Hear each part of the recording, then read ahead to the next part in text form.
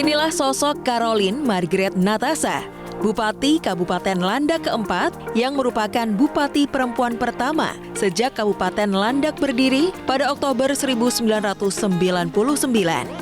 Selama 5 tahun memimpin Kabupaten Landak periode 2017 hingga 2022 bersama wakilnya Herculanus Heriadi, berbagai capaian prestasi berhasil ditorehkan dan telah memberi kontribusi nyata bagi pembangunan daerah, terutama dalam mewujudkan visi Kabupaten Landak yang mandiri, maju, dan sejahtera. Memiliki luas wilayah 9.909 km persegi, Kabupaten Landak terdiri dari 13 kecamatan dengan 156 desa dengan mayoritas masyarakatnya mengandalkan ekonomi di sektor perkebunan dan pertanian. Walaupun pada masa pemerintahan yang turut dilanda pandemi COVID-19, namun berbagai prestasi dan pembangunan tetap mampu dicapainya.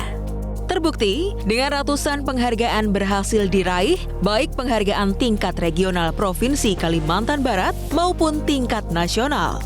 Termasuk capaian laporan keuangan dengan opini wajar tanpa pengecualian WTP selama 5 tahun berturut-turut.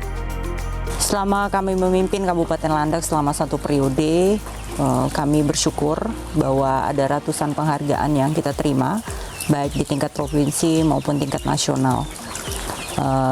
Penghargaannya sangat beragam ya, tapi mulai dari tata kelola pemerintahan yang baik, pelayanan publik yang terus membaik, kemudian juga kita mendapatkan hasil pemeriksaan wajar tanpa pengecualian selama 5 tahun berturut-turut. Pertumbuhan ekonomi juga cukup baik, pertumbuhan di bidang pertanian, perkebunan juga baik. Ya, ini semua tentunya perlu kita lanjutkan. Dalam kondisi pandemi COVID-19, pemerintahan Caroline juga tetap mampu mendorong pertumbuhan ekonomi Kabupaten Landak lebih baik dari pertumbuhan ekonomi tingkat nasional. Sebagai wilayah yang mengandalkan sektor pertanian dan perkebunan, dua sektor ini menjadi salah satu program prioritas selama Caroline memimpin untuk meningkatkan perekonomian masyarakat menuju masyarakat Landak yang sejahtera dan mandiri untuk turut mewujudkan kedaulatan pangan, yakni dengan bantuan alat dan mesin pertanian atau Al-Sintan, modernisasi pertanian, bantuan benih, dan lain-lain.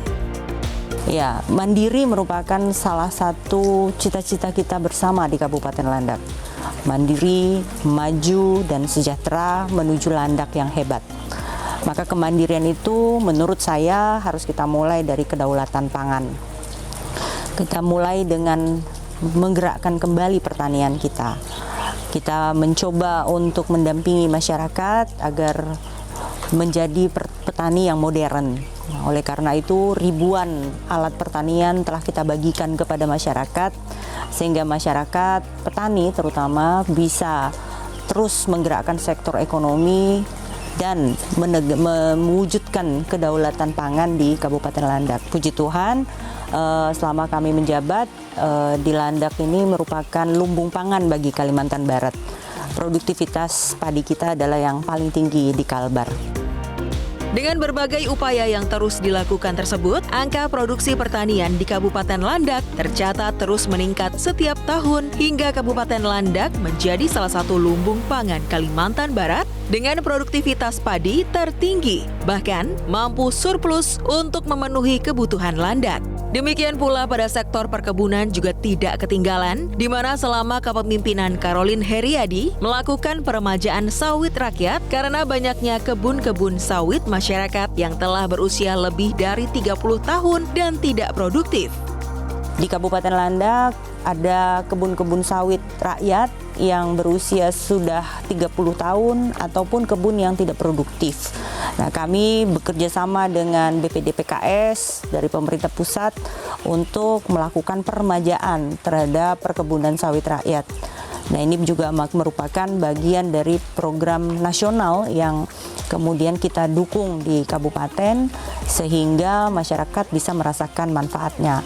Ada lebih dari 2.000 hektar kebun sawit masyarakat yang telah direhabilitasi dengan program ini dan harapannya bisa meningkatkan kesejahteraan masyarakat.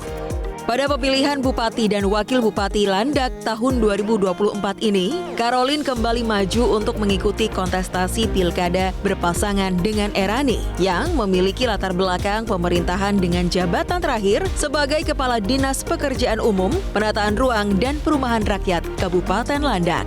Kerjasama dengan berbagai pihak telah dilakukan Caroline selama menjabat untuk membangun Kabupaten Landak, termasuk dengan sinergitas program pemerintah Provinsi Kalimantan Barat dan pemerintah pusat.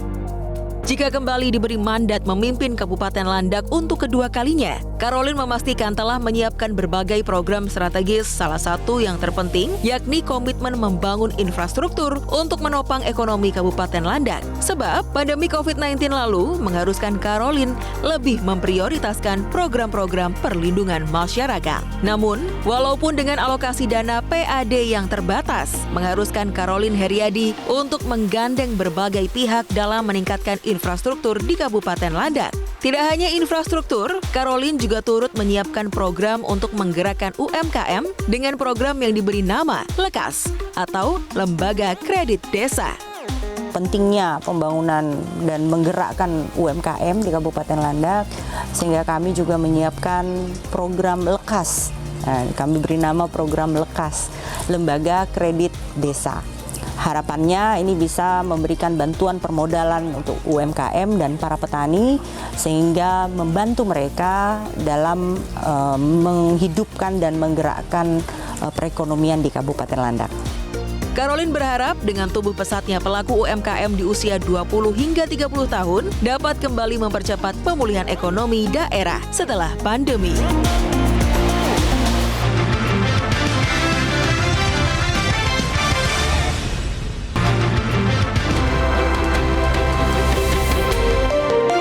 Jelajahi cara baru mendapatkan informasi. Download Metro TV Extend sekarang.